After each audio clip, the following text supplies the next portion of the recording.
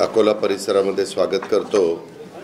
आज आल्यानंतर इथं मी अकोला जिल्ह्याची एक आढावा बैठक जिल्ह्याचा राज्याचा वित्त आणि नियोजन मंत्री या नात्याने घेतलेली होती। माझ्या प्रोग्राममध्ये पण ते होतं। अकोला जिल्ह्यामध्ये असणारे जे काही मतदारसंघ आहेत, तालुके आहेत, त्याच्याबद्दलची सगळी माहिती इत्थंभूत अधिकारी, लोकप्रतिनिधी सगळे मीटिंगला उपस्थित होते आणि त्यांच्याकडनं जाणून घेतली। आज कलेक्टर हे दिल्लीला निवडणुकीच्या संदर्भातले काही मीटिंग लागलेली होती म्हणून तिकडे ते गेलेले, परंतु ॲडिशनल कलेक्टर आणि बाकीचे सगळे अधिकारी होते। साधारण यंदाच्या वर्षी जो काही DPDCच्या निमित्तानं निधी दिलेला आहे त्या निधीच्या बद्दलची पुढची काय कारवाई केली, कारण गेल्या वर्षी जो आपण निधी दिलेला होता ते जिल्हा वार्षिक योजनेला 300 कोटी रुपये दिलेला होता 24-25ला, परंतु दुर्दैवाने 270 कोटी रुपये खर्च झाला। पूर्ण काही खर्च करू शकले नाही, 90% खर्च झाला। वास्तविक असं होणं चुकीचं आहे। त्याच्यामध्ये दिलेले पैसे सगळे वेळेमध्ये खर्च झाले तर त्याचा जिल्ह्याला आणि जिल्ह्यामध्ये असणाऱ्या तालुक्याला आणि शहरांना सगळ्यांनाच फायदा होतो, पण त्याच्यात निश्चितपणे काहींच्या चुका झालेल्या दिसत आहेत। काहीतरी समन्वयाचा अभाव तिथं झालेला दिसतोय। पण आता यंदाच्या वर्षी ते दिलेला निधी ह्याचं तरी नियोजन कुठल्याही परिस्थितीत हे 25-26चं वेळेमध्ये त्यांनी निधी खर्च केला गेला पाहिजे, अशा प्रकारच्या सूचना मी आज प्रशासनाला इथं अकोला परिसरामध्ये दिलेल्या आहेत। आणि इतर पण केंद्र सरकारच्या ज्या योजना आहेत, राज्य सरकारच्या ज्या योजना आहेत, त्याचाही आम्ही आढावा घेतला। त्यांना टार्गेट किती दिलं आहे, त्याच्यातलं आत्तापर्यंत पूर्ण किती झालं आहे, पुढचं पूर्ण व्हायला काय काळ लागणार आहे। कारण तुम्हाला माहिती आहे की महायुतीचं सरकार आत्ता पुन्हा एकदा देवेंद्र फडणवीसांच्या नेतृत्वाखाली काम करत असताना आम्ही 100 दिवसाचा कार्यक्रम दिलेला होता राज्याला, तसा अकोल्यालाही दिलेला होता। आणि त्या 100 दिवसाच्या कार्यक्रमामध्ये बऱ्याच काही गोष्टी वेगवेगळ्या विभागाच्या पूर्णत्वाला नेण्याच्या करताचा उद्दिष्ट हे त्यांना दिलेलं होतं आणि काहींनी ते पूर्ण केलेलं आहे, काही जरा कमी पडलेले आहेत। म्हणून आता दुसरा 150 दिवसाचा कार्यक्रम आम्ही दिलेला आहे। त्याच्यामध्ये त्या विभागांना ते उद्दिष्ट पूर्ण करण्याच्या दृष्टिकोनातनं लक्ष द्यावं लागणार आहे, प्रयत्न करावा लागणार आहे। तसंच इथं बाबा आता खरीपाच्या पेरण्या सुरू होणार, बियाणं आहे का, खतं आहे का, युरिया DAPचं काही शॉर्टेज आहे का, त्याच्याबद्दलचा पण आढावा घेतला। आरोग्याच्या बद्दलची काय परिस्थिती आहे, इतरही संदर्भामध्ये जी काही कामं पाईपलाईनमध्ये चाललेली आहेत तिथं कुठं काही अडचणी आहेत का, केंद्र सरकारच्या ज्या योजना ह्या दिलेल्या आहेत, विशेषतः 3 कोटी घरकुलाची योजना, पंतप्रधान आवास योजना, त्याच्यामध्ये 30 लाख घराचं टार्गेट आपल्या महाराष्ट्राला मिळालेलं आहे। त्याच्यात जे काही टार्गेट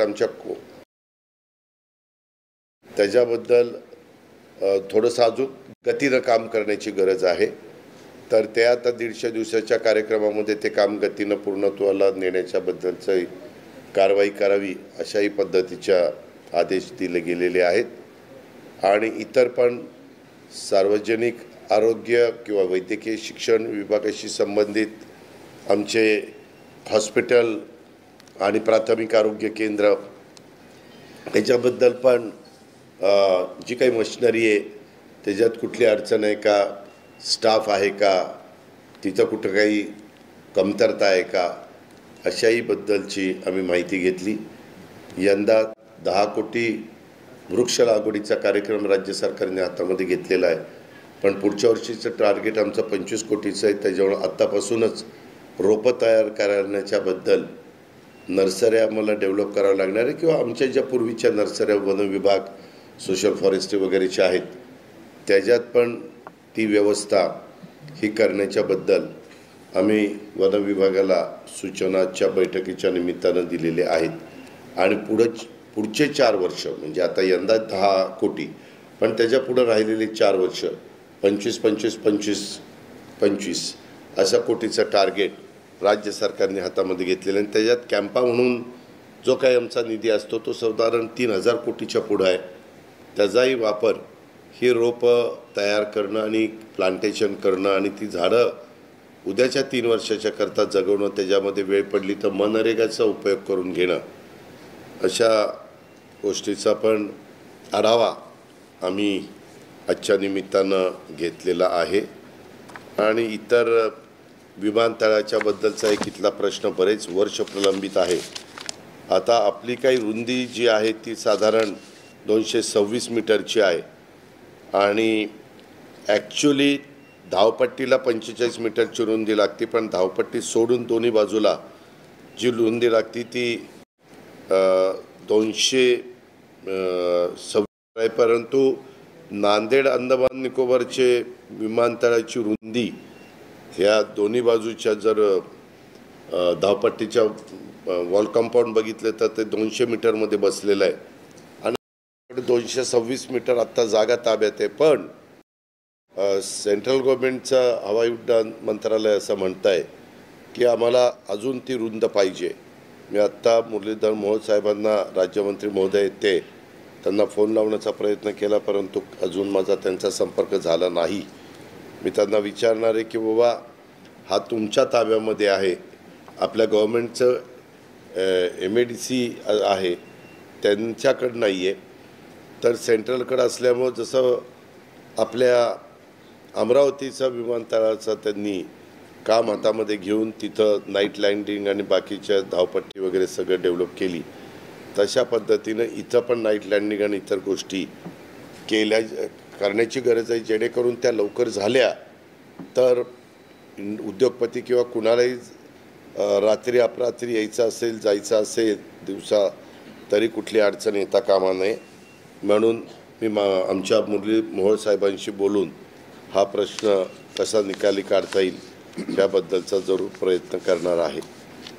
अशा प्रकारच्या अनेक त्याच्यात आता सगळं मी सांगत बसत नाही, पण खूप काही गोष्टीचा आढावा, आदर्श शाळा असतील, अंगणवाड्या असतील, पीक कर्जाच्या बद्दलचं जे काही धोरण आम्ही बदललेलं आहे त्याच्याबद्दलचं, शेतकऱ्यांना त्याच्यामध्ये जागृती करण्याच्या संदर्भातलं काम असेल, आमच्या पोलीस विभागाच्या बद्दलच्या काही अडचणी असतील त्या दूर करण्याचं काम असेल, असा बऱ्याच बाबींचा आढावा आजच्या ह्या बैठकीच्या निमित्तानं झालेला आहे। आपल्याला काही प्रश्न विचारायचा असेल तर विचारा।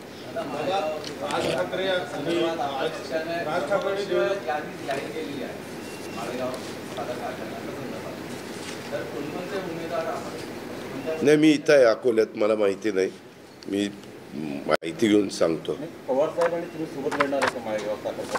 ह्यामध्ये तुम्हाला एकच सांगतो, साखर कारखान्यामध्ये कधी निवडणुका पक्षाच्या वतीनं होत नाही।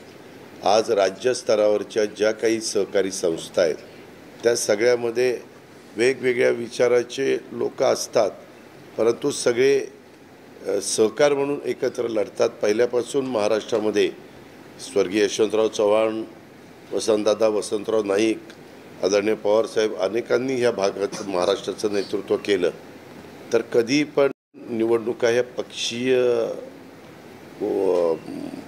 पक्षाच्या वतीनं लढल्या गेलेल्या नाहीत, त्या सहकार तिथले सगळे एकत्र येऊन लढतात। हां, नाही, अजून टाकलेलं नाही आहे। आज 3 वाजता सगळं चित्र स्पष्ट होईल। अनेक लोकांनी अर्ज भरलेले आहेत। मध्ये आमच्या इथे एक छत्रपती कारखान्याची पण निवडणूक झाली, परंतु आम्ही अनेकांनी एकत्र येऊन ती एकोप्याने लढवली। शेवटी त्या भागातल्या शेतकऱ्यांना चांगला ऊसाचा दर मिळावा, चांगली सेवा त्यांना देता यावी, तिथं शेतकऱ्यांचा फायदा व्हावा आणि त्या कार्यक्षेत्राचा सर्वांगीण विकास व्हावा, हीच अपेक्षा, आर्थिक सुबत्ता नांदावी हीच अपेक्षा ऊस उत्पादक शेतकऱ्यांची असते। मनोमिलनाची सुरुवात आहे की माळेगाव साखर कारखान्यापासून निवडणूक होईल का तुम्ही पवारांमध्ये? नाही, मी तुम्हाला मगापासून सांगतोय की ही निवडणूक ही सर्वपक्षीय, म्हणजे ज्यांना कुणाला काही पक्षाचे लोक असतात, काही सहकारातले लोक असतात, काहींचा राजकारणाशी संबंध असतो, म्हणजे व्यवसाय ऊस उत्पादक शेतकरी म्हणून त्यांचा व्यवसाय असतो, असे लोक सगळे एकत्र येऊन त्याच्यात काम करावं ही भावना आम्हा लोकांची असते. राज ठाकरे यांनी देवेंद्र फडणवीस बैठक झाली, सध्याच्या राजकीय वेगवेगळे राजकीय नेते सत्ताधारी पक्षाचे, विरोधी पक्षाचे एकमेकाला भेटत असतात आणि चर्चा करत असतात. ही महाराष्ट्राची संस्कृती आहे, ही महाराष्ट्राची परंपरा आहे. तो आदर्श स्वर्गीय यशवंतराव चव्हाण साहेबांनी आपल्याला सगळ्यांना शिकवलेला आहे आणि त्याच रस्त्याने बहुतेक जण पुढे जाण्याचा प्रयत्न करतात. त्याच्यामुळं अनेकदा आम्ही पण सत्ताधारी पक्षामध्ये असताना काही विरोधी पक्षाचे नेत्यांनी वेळ मागितली तर देतो, किंवा आम्ही विरोधी पक्षात असताना सत्ताधारी पक्षाची वेळ मागितली नेत्यांची तर त्यांनी पण आम्हाला दिलेली आहे. ही ह्याच्यात काही खूप काही वेगळा अर्थ काढायचं कारण नाही. काही प्रश्न असतात, काही समस्या असतात, त्याची चर्चा करून त्याची सोडवणूक करायची असते. टायमिंगला महत्व आहे, कारण सध्या जी चर्चा सुरू आहे त्या अनुषंगाने मी पत्रकार मित्रांनो आपल्याला अतिशय नम्रपणे सांगतो, मधी ह्याच्यातल्या पण काही नेत्यांनी वक्तव्य केलं की तुम्ही काही काही गोष्टीला इतकं रंगून खुलून दाखवण्याचा प्रयत्न, सांगण्याचा प्रयत्न, ब्रेकिंग न्यूज करण्याचा प्रयत्न, TRP वाढवण्याचा प्रयत्न करत असतात, असं बऱ्याच जणांचं म्हणणं आहे. माझं नाही, बऱ्याच जणांचं. म्हणजे काय बरोबर कुठलं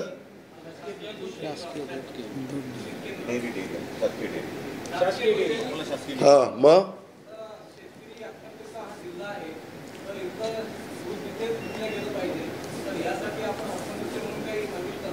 मी आपल्याला अतिशय नम्रतापूर्वक सांगतो, महाराष्ट्रामध्ये पहिल्यापासून दुधाचा व्यवसाय मोठ्या प्रमाणावर वाढण्याच्या करता राज्य सरकारच्या दुग्ध विकास विभागाने प्रयत्न केला. त्याच्यामध्ये अनेक प्रकारच्या सवलती दिल्या, अनेक प्रकारच्या तालुका संघ काढले, अनेक प्रकारचे जिल्हा संघ काढले, शासकीय यंत्रणेचा वापर त्या बाबतीमध्ये केला.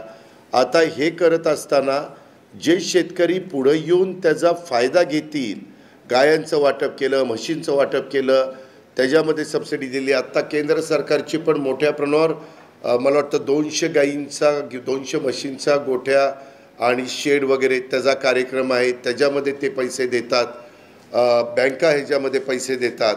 आता हे सगळं करत असताना जर त्या स्थानिक लोकांनी त्याच्यामध्ये प्रतिसाद नाही दिला तर आपण काय करायचं, आपण त्यांना समजावून सांगून कार्यक्रम देऊन ह्या सगळ्याच्या उपलब्धता करून देऊ शकतो. आता आपल्याच विदर्भामध्ये भंडाऱ्यामध्ये दुधाचा व्यवसाय चांगला वाढला आहे. आज पश्चिम महाराष्ट्रामध्ये व्यवसाय वाढला आहे, आज जळगावमध्ये व्यवसाय वाढला आहे, मराठवाड्यामध्ये बीड जिल्ह्यामध्ये व्यवसाय वाढला आहे. आता एकदा असंच फार पूर्वी आम्ही लहान होतो तेव्हा, परंतु कोकणामध्ये आपल्या सगळ्या पत्रकार मित्रांना माहिती असेल, विशेषतः जुन्या बाळासाहेब सावंत म्हणून एक मोठे नेते होते कोकणाचे. तर ते दुग्ध विकास खातं त्यांच्याकडे होतं. त्यांनी तिथं दुधाचा धंदा वाढवण्याच्या करता मोठी कॉन्फरन्स घेतली. शेतकऱ्यांना एकत्र आलं, गायी अशा असतात, इतक्या दूध देतात. तर काहींनी प्रश्न विचारले तिथल्या शेतकऱ्यांनी की बाबा 25 लिटर दूध देतात म्हणजे 25 लिटर पाणी तरी पितात का? दूध कसं 25 लिटर? म्हणजे तेव्हा अगदी दूध गाया 1-1.5 लिटर वगैरे द्यायच्या. असे सगळे प्रश्न वगैरे झाले. आणि ते कसा कार्यक्रम करायचा, दूध कोण घेणार, किती वाजता घेणार, त्याला पैसे कसे देणार, 10 दिवसाला पेमेंट होणार का 15 दिवसाला पेमेंट होणार, सगळी चर्चा झाली. सगळी चर्चा झाल्यावर त्याच्यातल्या काही शेतकरी उठले, हे सगळं तुम्ही नीटपणे आम्हाला सांगितलं, पण दूध काढणार कोण? काढणार कोण दूध? इथनं सुरुवात झाली. त्यांनी नमस्कार केला आणि म्हणले की ठीक आहे, मी पुढं विचार करून येतो, मग तुम्हाला सांगतो दूध कोण काढणार. आपण कुठलंही सरकार योजना आणतं, त्या योजनेचा फायदा कशा पद्धतीनं घ्यायचा हे स्थानिकांनी ठरवायचं असतं. आज माझ्या माहितीपर्यंत नागपूरमध्ये देखील दूध बऱ्यापैकी वाढायला लागलेलं आहे. काही ठिकाणी मदर डेअरी पण आम्ही सांगतोय ना, प्रयत्न करताना पत्रकार म्हणून तुम्ही पण वेगवेगळ्या प्रकारचे लेख, धवल क्रांती कशी होऊ शकते, गुजरातमध्ये कसं त्या संदर्भात आनंद डेअरीनं तिथलं सगळं चित्र बदलून टाकलं, महाराष्ट्रात काही भागामध्ये दूधनी आता खाजगी डेअऱ्या किती निघालेल्या आहेत, 20-20, 25-25 लाख लिटर दूध घेणाऱ्या डेअऱ्या, दूध प्रकल्प महाराष्ट्रामध्ये आहेत. आज सहकारी तत्वावरचा गोकुळ ह्याच्यामध्ये त्यांनी मध्ये परराज्यात जाऊन म्हशी आणल्या आणि तिथल्या कोल्हापूर जिल्हा मध्यवर्ती सहकारी बँकेने त्या म्हशी शेतकऱ्यांना कर्ज रूपामध्ये दिल्या, गोकुळनी त्यांना सबसिडी दिली. अशा अनेक बाबी असतात, त्याचा उपयोग शेतकऱ्यांनी केला पाहिजे. काय नाही मला माहिती नाही, मी सकाळीच इकडं आलेलो आहे. मी म्हणजे तुम्ही काल मुख्यमंत्री महोदय इथं होते, काल विचारलं असतं तर बरं झालं असतं.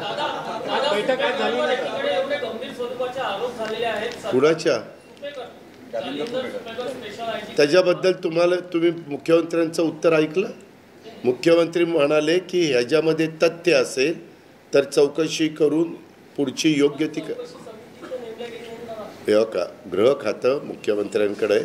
मुख्यमंत्रींना असे प्रश्न पत्रकार मित्रांनी विचारलेले तुमच्यासारख्या, आणि त्याला मुख्यमंत्र्यांनी सडेतोडपणे उत्तर देऊन त्याबद्दलचे त्यांचं मत व्यक्त केलेलं.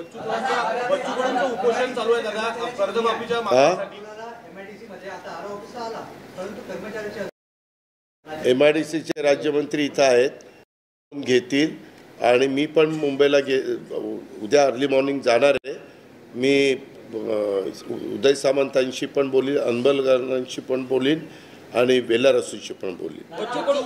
तो पण आणि हे पण स्वतः राज्यमंत्री महोदय लक्ष घालतील. राजू शेट्टींनी म्हटलं की जिथे मंत्री दिसतील त्यांना तुडवा. कोण? राजू शेट्टी म्हणले तिथे सभेला बच्चू कडू जिथे उपोषण चालू आहे अमरावती तुडो. आपल्याकडं हातात कायदा कोणाला घेता येत नाही.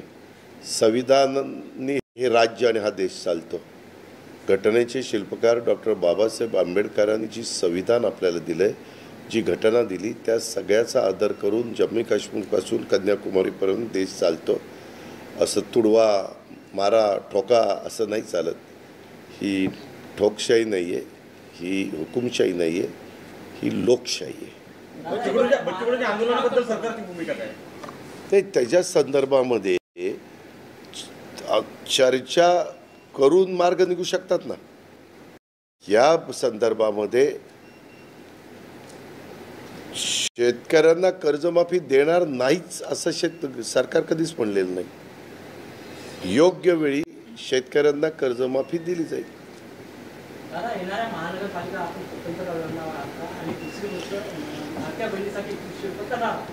त्या संदर्भामध्ये सध्या तरी आम्ही जे काही करता आणली 1,500 रुपये महिन्याची, ती सध्या आम्ही चालू करतोय. शेवटी आर्थिक परिस्थिती बघून सगळ्या गोष्टी करता येतात, निर्णय घेता येतात.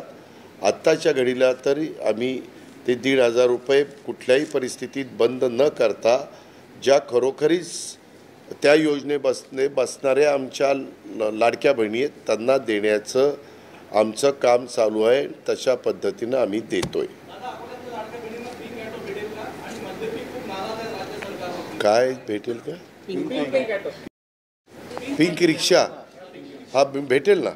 नाही पहिल्या टप्प्यामध्ये अकोला नाही आलं का, त्याच्यात अमरावती आहे मला वाटतं. मोठी ऐका ना, मोठी शहरं घेतलेली आहेत जी त्याचं पॉप्युलेशन खूप मोठ्या प्रमाणावर आहे. कारण त्या रिक्षा देत असताना इतर पण बांधवांच्या ऑटो रिक्षा चालवणाऱ्यांच्या व्यवसायावर कुठलीही अडचण येऊ नये. शेवटी योजना आणत असताना कुणाला लाभ द्यायचा आणि कुणाला त्या योजनेच्यामुळं त्रास होईल असं करायचं, असं कुठलंच लोकाभिमुख सरकार करत नाही. त्याच्यामुळं आत्ता घेतलेल्या वेगवेगळ्या शहरांचा अनुभव लक्षामध्ये घेता पुढं आम्ही तो योजना कशी वाढवायची ते ठरवू. कारण तर त्याच्यामध्ये घेणारा भाव वाढू नाही तर कमी हो घेतच असतो.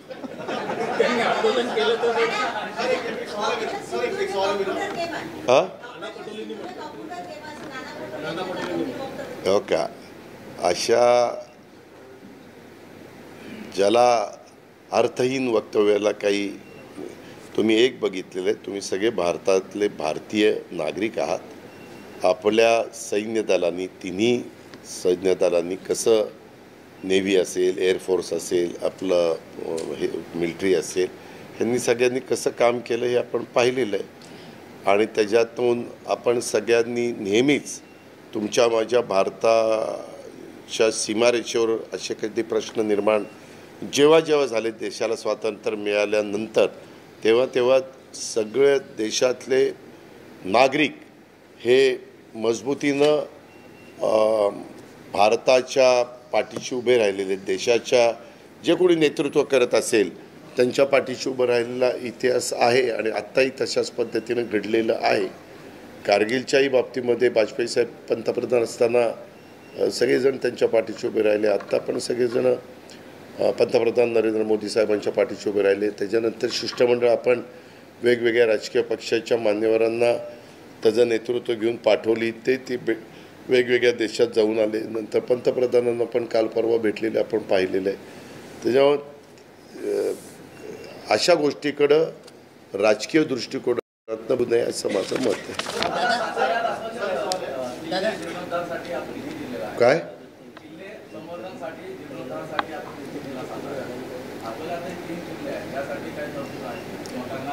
हे का, गड आणि किल्ल्याला तरतूद ऑलरेडी DPC पण केलेली आहे. DPC जे विषय दिलेले आहेत ना, त्याच्यात त्या जिल्ह्यातल्या गड किल्ल्याला पण तुम्ही निधी देऊ शकता.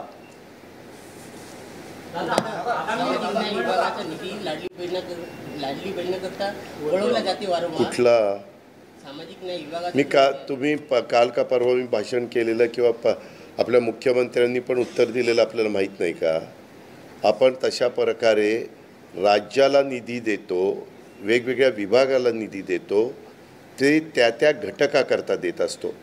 आणि यंदाच्या अर्थसंकल्पात महायुतीच्या सरकारने देवेंद्र फडणवीस, एकनाथराव शिंदे, अजित पवार यांनी अर्थसंकल्प सादर करत असताना, मंजूर करत असताना, त्याला दोन्ही विधिमंडळाची मान्यता देत असताना ह्यामध्ये गेल्या वर्षीपेक्षा सामाजिक न्यायाला 41% नाही, आदिवासीला 41% तरतूद वाढवून दिली आणि सामाजिक न्यायाला 39% तरतूद वाढवून दिली. मी त्याच्यामध्ये माझ्या वर्धापन दिनाच्या निमित्तानं पण लाईव्ह टेलिकास्ट दाखवलं गेलं. त्याच्यात पण सांगितलं की आम्ही सेक्युलर विचारधारेचे लोक आहोत, आम्ही सर्व धर्म समभाव मानणारे लोक आहोत, शिवशाहू फुले आंबेडकरांच्या विचारधारेने पुढं जाणारे आहोत. त्याच्यामुळे असा अन्याय आमच्याकडनं कधीच होणार नाही. हां,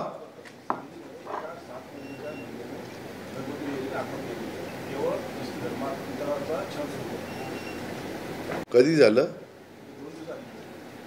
नाही त्याची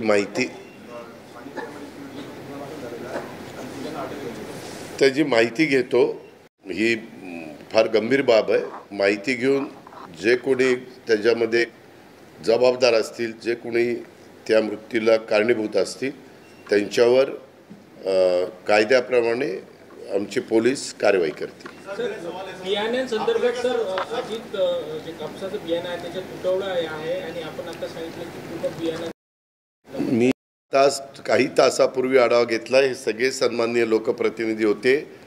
मीटिंग संपल्यावर गेलेले ते पण होते.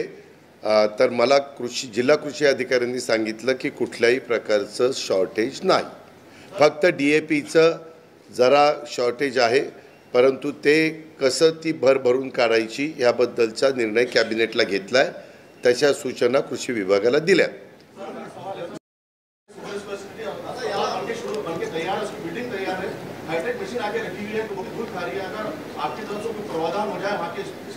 मला आजच्या मीटिंग आढावा घेताना ही गोष्ट लक्षात आणून दिलेली आहे. त्यामध्ये जी काही कमतरता आहे, वैद्यकीय शिक्षण विभाग आणि सार्वजनिक आरोग्य विभाग ह्या सचिवांना बोलून त्यांना त्याच्यामध्ये ज्या अडचणी येत आहेत त्या दूर करून त्याला जर निधी लागला तर निधी देऊन तिथल्या नागरिकांची सोय कशी तातडीने होईल हा प्रयत्न आम्ही उद्या मुंबईत गेल्यावर करू. चला नाही 12:30 वाजता.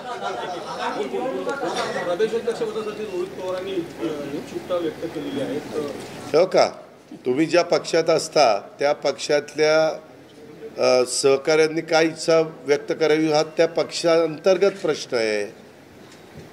त्याचा विचार तो पक्ष आणि त्या पक्षाचे नेते आणि त्या पक्षाचे संघटनेतले मान्यवर करतील. धन्यवाद.